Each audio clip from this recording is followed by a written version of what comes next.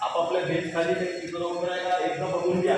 वेळांच्याकडे यानंतर काही आढळलं औपचारिक कायद्याची तरतूद आहे.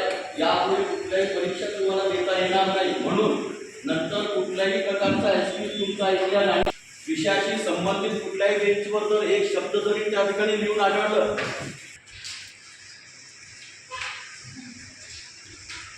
एकदा बघून घ्या. वेळांच्याकडे त्याच्यानंतर म्हणून त्यानंतर कुठल्याही विद्यार्थी अथवा विद्यार्थिनीच्या बेंचेसखाली विषयाशी संबंधित काही जरी आढळलं आत्ताच जे काही असेल लवकर टाकून द्या.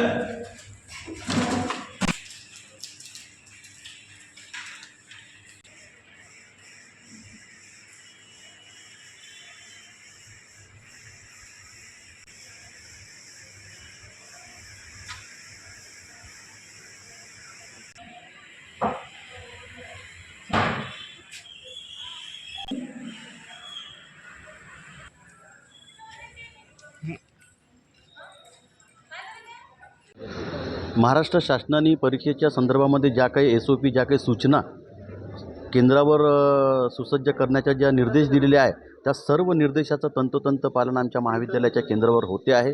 आजपासून पहिला पेपर आहे. विद्यार्थ्यांनी कुठल्याही प्रकारची भीती मनामध्ये न बाळगता कुठलाही गैरप्रकार या महाविद्यालयाच्या केंद्रावर आमचं खपवलं जाणार नाही. प्रत्येक वर्गामध्ये CCTV कॅमेरेसुद्धा बसवलेले आहे आणि वर्गामध्ये पर्यवेक्षण करणारे जे पर्यवेक्षक शिक्षक आहे ते सर्व प्रदीर्घ असे अनुभवी आहे. आमच्या महाविद्यालयाचं वैभव आहे. आमच्या महाविद्यालयाच्या कुठल्याही परीक्षेच्या केंद्रावर रूमवर कुठल्याही प्रकारचा गैरप्रकार अथवा कॉपी या ठिकाणी चालत नाही. ती परंपरा याही पुढे अशीच चालू राहील असा मला विश्वास आहे.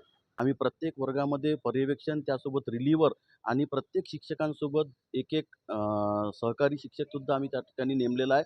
या परीक्षेच्या दरम्यान आम्हाला सिनियर महाविद्यालयाचे प्राध्यापकसुद्धा आम्हाला मदत करत आहेत.